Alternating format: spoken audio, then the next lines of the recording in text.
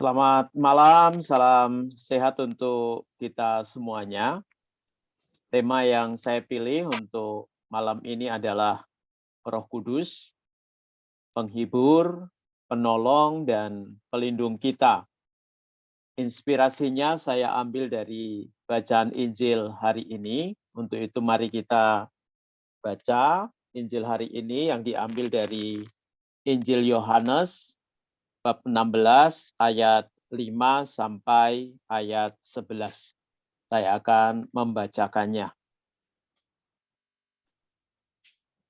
Tetapi semuanya ini kukatakan kepadamu, supaya apabila datang saatnya kamu ingat bahwa aku telah mengatakannya kepadamu.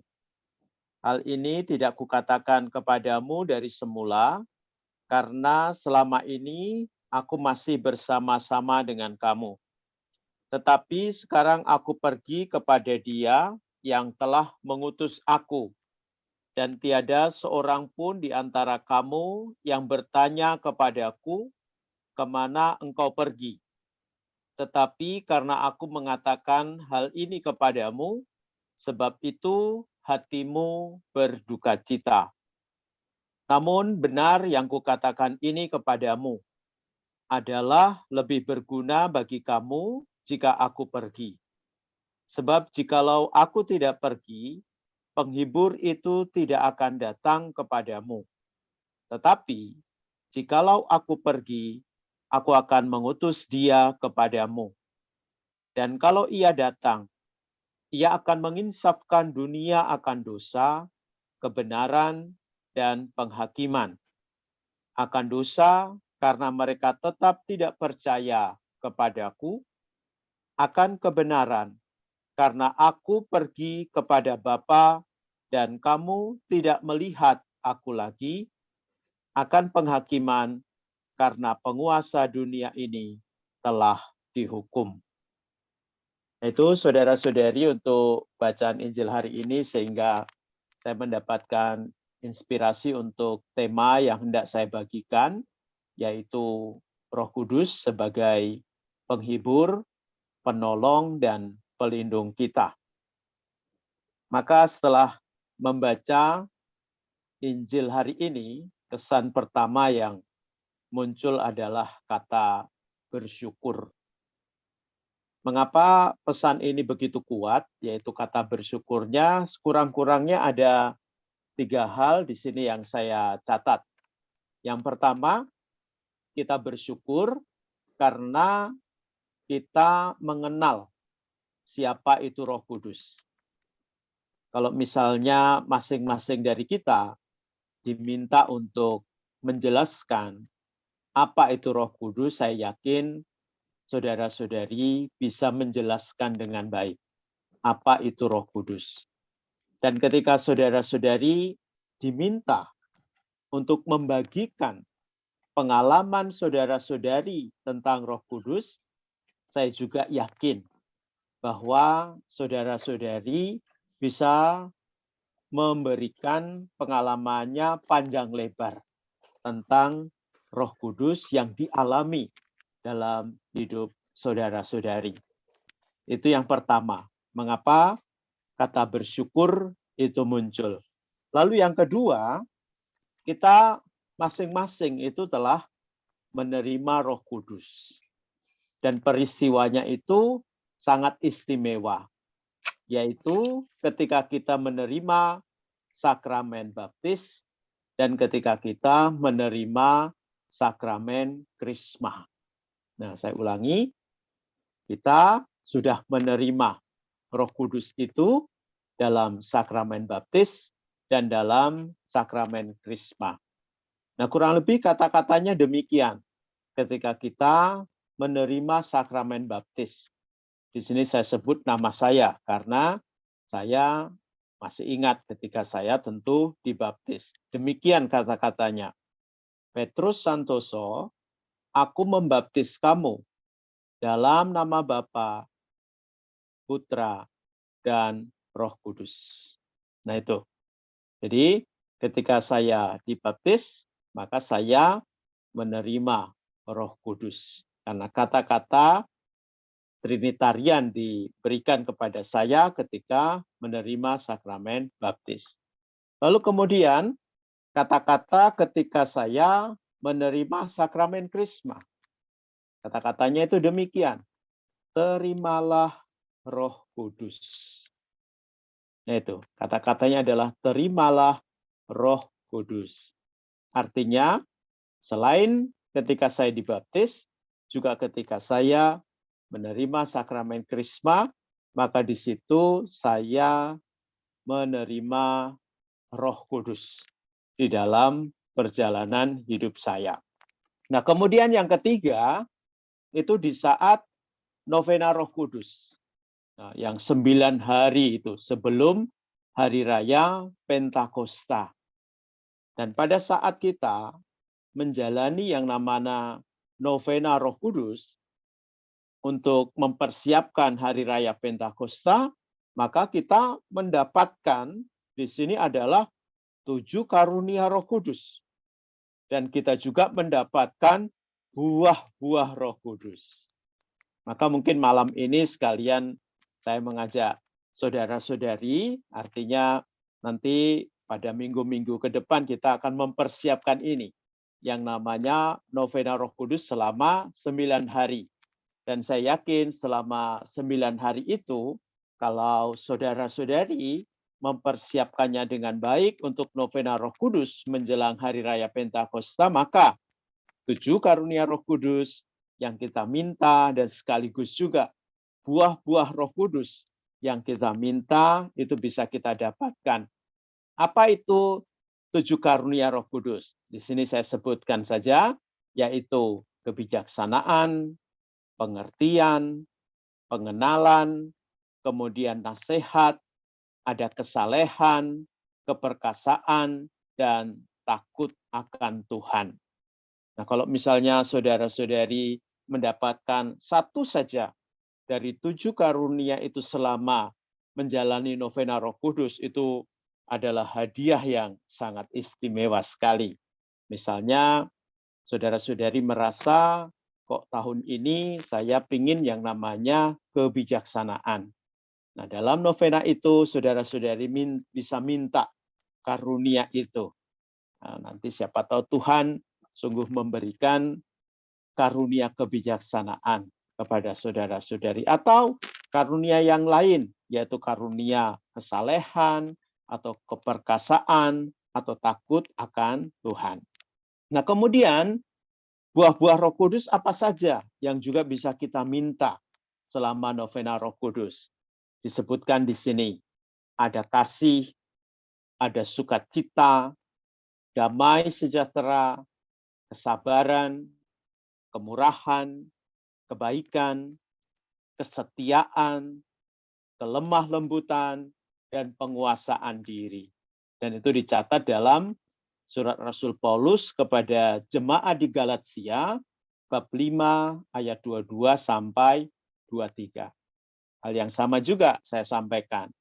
Kalau misalnya selama 9 hari menjelang Hari Raya Roh Kudus, saudara-saudari juga merasa, oh saya ingin minta kepada Tuhan supaya diberi sukacita. Saya diberi kelemah lembutan. Saya diberi hati yang murah hati. Saya diberi kasih yang semakin dalam. Saya diberi bagaimana saya bisa mengendalikan diri saya. Nah, itu juga bisa diminta selama novena Roh Kudus. Maka saudara-saudari, kita lihat bersama mengapa ketika kita membaca Injil hari ini, kata yang kuat, pesan yang kuat itu adalah kata bersyukur. Karena di balik kata bersyukur itu, saya mengajak kepada saudara-saudari, ternyata Roh Kudus itu sudah kita terima, sudah kita alami, dan bahkan kita sudah mendapatkan karunia dan buah-buah Roh Kudus yang begitu berlimpah yang diberikan oleh Tuhan kepada kita. Nah, kalau di sini kita bisa membayangkan jika kita yang meminta itu, yang menerima itu, mendapatkan 7 karunia Roh Kudus, dan bahkan buah-buah Roh Kudus yang jumlahnya ada 9 itu melingkupi hidup kita. Wow, kita benar-benar menjadi orang yang penuh rahmat. Kita menjadi orang yang kudus. Kita menjadi orang yang suci. Kita menjadi orang yang layak, yang pantas di hadapan Tuhan. Dan kalau kita bisa menjaga kehidupan yang semacam itu, luar biasa. Kita akan semakin lebih bersyukur, dan bersyukur di dalam kehidupan kita. Nah, sekarang saya ingin mengajak saudara-saudari untuk melihat hadirnya Roh Kudus dalam kehidupan yang nyata. Makanya dalam Injil hari ini saya dengan tema ini saya ingin membagikan satu pengalaman bagaimana kita bisa menghadirkan pengalaman Roh Kudus itu secara nyata. Mungkin ada dari antara saudari yang masih bertanya gimana caranya mengalami Roh Kudus itu di dalam hidup saya. Maka kalau saudara-saudari membaca Injil hari ini, tidak hanya sekali, tapi 2 kali, 3 kali, nah saudara-saudari akan menangkap pesan itu. Dan saya akan membantu saudara-saudari secara sederhana. Bagaimana kita bisa mengalami Roh Kudus secara nyata di dalam kehidupan kita. Yaitu Roh Kudus hadir di tengah-tengah kita sebagai penghibur, hadir di tengah-tengah kita sebagai penolong, dan hadir di tengah-tengah kita sebagai pelindung. Mari kita lihat satu persatu. Yang pertama, Roh Kudus sebagai penghibur. Pertanyaannya adalah dalam peristiwa apa? Itu. Roh Kudus hadir sebagai penghibur itu dalam peristiwa apa? Di sini saya pancing saudara-saudari dengan beberapa pertanyaan. Sehingga saudara-saudari nanti bisa feedback, bisa flashback juga. Melihat kehidupan saudari-saudari benar tidak? Roh Kudus itu hadir sebagai penghibur pada peristiwa-peristiwa itu. Saya sebut misalnya, di saat saudara-saudari sedih. Nah itu. Di situ dalam doa saudara-saudari, dalam keheningan, saudara-saudari akan mengatakan, hadirlah Roh Kudus untuk menghibur saya. Nah, ketika saudara-saudari berdoa dengan cara seperti itu, yaitu ketika saudara-saudari sedih dan saudara-saudari mohon supaya Roh Kudus itu hadir sebagai penghibur, maka yang diminta adalah supaya kita bisa bergembira lagi. Jadi ketika kita mengalami yang namanya kesedihan, kita mohon kepada Roh Kudus supaya kita bisa bergembira lagi. Nah, kemudian peristiwa yang berikutnya. Di saat kamu menangis. Saya yakin tak ada satupun dari kita yang tidak pernah menangis. Memang yang namanya menangis itu karena mengalami kesedihan atau juga bisa menangis itu gembira juga bisa. Tapi dalam hal ini saya melihat peristiwa ketika kita menangis. Lalu ketika kita menangis, apa yang kita minta? Kita juga dalam doa. Minta supaya Roh Kudus menghibur kita. Memang kita bisa minta sahabat kita atau orang yang dekat dengan kita. Itu kita punya harapan mereka bisa menghibur kita saat kita menangis. Tapi secara rohani, saudara-saudari juga bisa minta. Ketika saudara-saudari menangis, minta kepada Roh Kudus. Supaya bisa menghapus air mata kita. Dan tujuannya apa? Ketika kita menangis dan minta supaya Roh Kudus menghibur kita, tujuannya adalah supaya kita bisa tersenyum lagi. Supaya kita bisa tertawa lagi. Kita tidak menangis lagi. Nah, disitulah saudara-saudari kita bisa merasakan bagaimana Roh Kudus itu menghibur kita ketika kita sedang menangis. Atau ada peristiwa lain lagi, yaitu peristiwa di saat saudara-saudari sedang berduka cita. Nah, kalau kita mau melihat secara detail, apa yang membuat kita berduka cita banyak sekali. Tapi intinya adalah sama. Ketika kita sedang berduka cita, maka kemudian dalam doa, dalam hening, kita minta kepada Roh Kudus supaya menghibur kita. Nah, tujuannya adalah supaya kita tentu bersukacita kembali. Kita tidak ingin terus-menerus mengalami duka cita tanpa ada yang bisa menghibur kita. Nah, kemudian yang kita minta adalah supaya kita dihibur oleh Roh Kudus sehingga bisa menghilangkan duka cita kita dan kita menjadi bersukacita di dalam hidup ini. Nah, ini saudara-saudari bagian yang pertama, yaitu Roh Kudus hadir sebagai penghibur. Dan peristiwa-peristiwa itu bisa kita tambahkan macam-macam. Maka kemudian nanti jika ada kesempatan untuk sharing, saya ingin supaya saudara-saudari nanti bisa sharing. Ya, mungkin dari antara saudara-saudari punya pengalaman itu. Bagaimana dihibur oleh Roh Kudus dalam peristiwa-peristiwa yang mungkin di luar yang tadi saya sebutkan. Lalu yang berikutnya adalah Roh Kudus sebagai penolong. Nah, Roh Kudus sebagai penolong. Pertanyaannya juga adalah dalam peristiwa apa? Ya, dalam peristiwa apa Roh Kudus itu hadir sebagai penolong di dalam hidupmu? Saya ingin memancing lagi dengan beberapa peristiwa atau beberapa pertanyaan demikian. Di saat kamu sedang menghadapi masalah.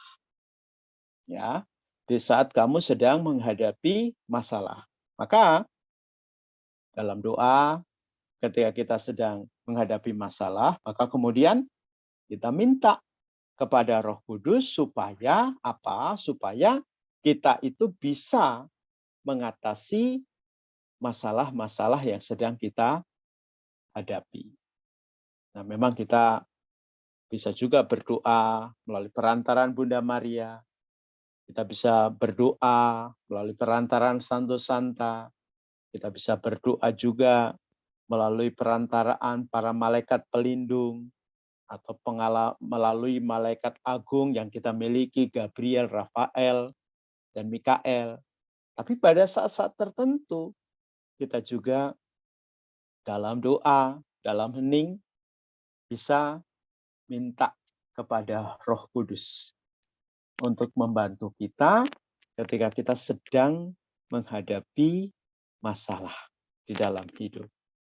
Sehingga melalui bantuan Roh Kudus itu, kita bisa menyelesaikan persoalan yang kita hadapi. Lalu kemudian peristiwa yang berikutnya adalah Roh Kudus sebagai penolong di sini adalah ketika kamu sedang mengalami yang namanya kegagalan, kamu sedang mengalami kejatuhan di dalam hidup, kamu mengalami depresi, kamu mengalami stres, itu sama.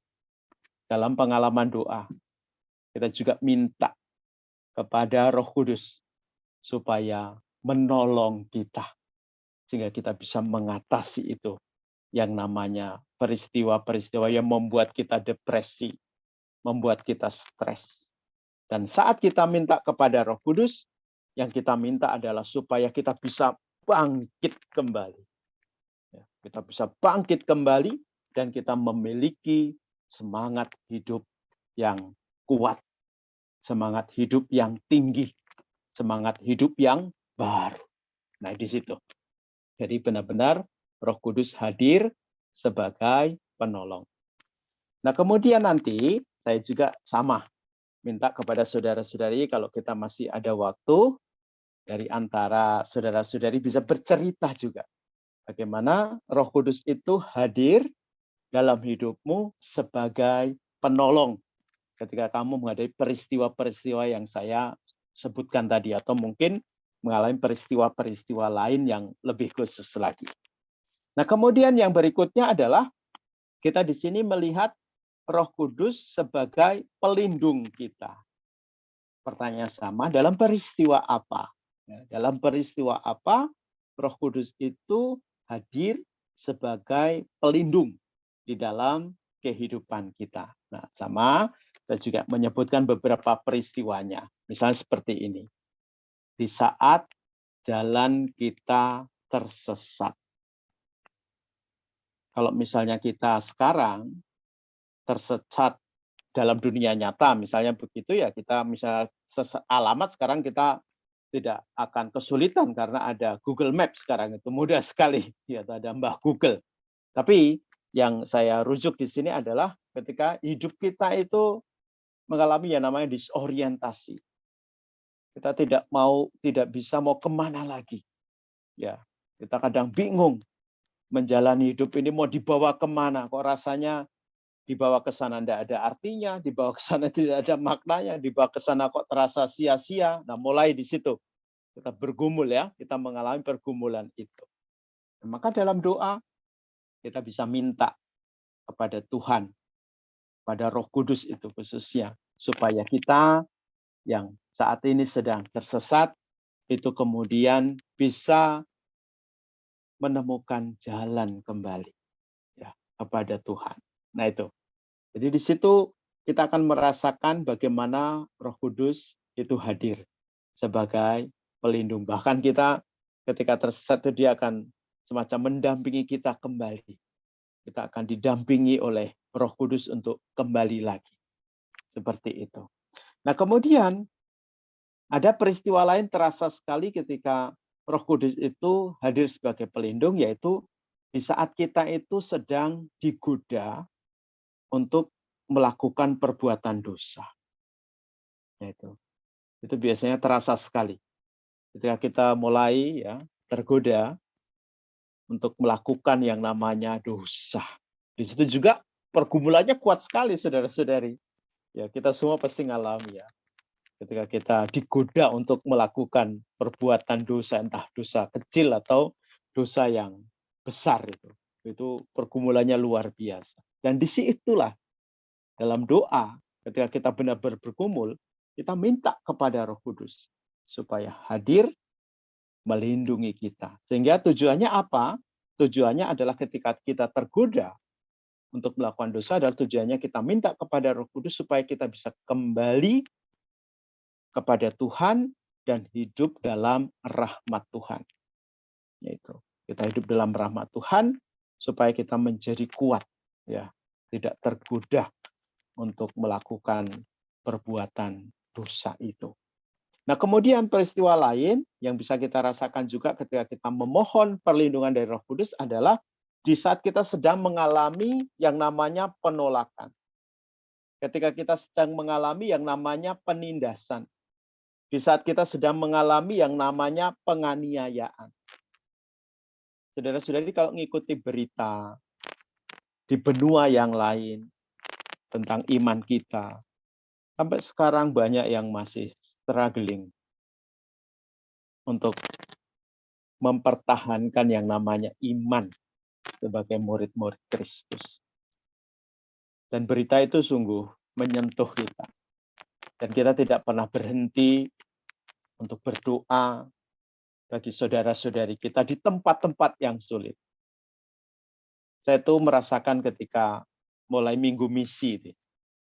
Minggu misi itu biasanya kan berdoa untuk para misionaris yang berkarya di tempat-tempat yang sulit. Dan itu banyak sekali. Karena saya sebagai seorang misionaris juga sekarang di negeri beton di Hong Kong. Kadang ketika didoakan juga terasa betul. Karena kita yang juga mengalami kesulitan dalam hidup ini. Dan didoakan oleh saudara-saudari yang lain. Dan doanya itu sangat konkret, sangat nyes. Mengapa? Karena mereka berdoa untuk kita, untuk kami, para misionaris ini supaya selalu dilindungi dari hal-hal yang membahayakan, dari hal-hal yang menakutkan, dari hal-hal yang mencemaskan, apalagi para misionaris yang ada di Afrika, masih ada berita saja, penculikan para imam, pembunuhan para imam. Jadi di situ menjadi konkret. Bagaimana ketika kita berdoa memohon yang namanya perlindungan dari Roh Kudus. Dan ketika saudara-saudari tadi mengalami sendiri, yaitu pengalaman penolakan, penindasan, penganiayaan, nah itu. Jadi bisa juga berdoa kepada Roh Kudus supaya dilindungi. Tujuannya adalah apa? Supaya kita tidak pernah mengubah iman kita. Itu. Jadi kalau misalnya hanya minta dilindungi supaya A, B, C, itu oke lah.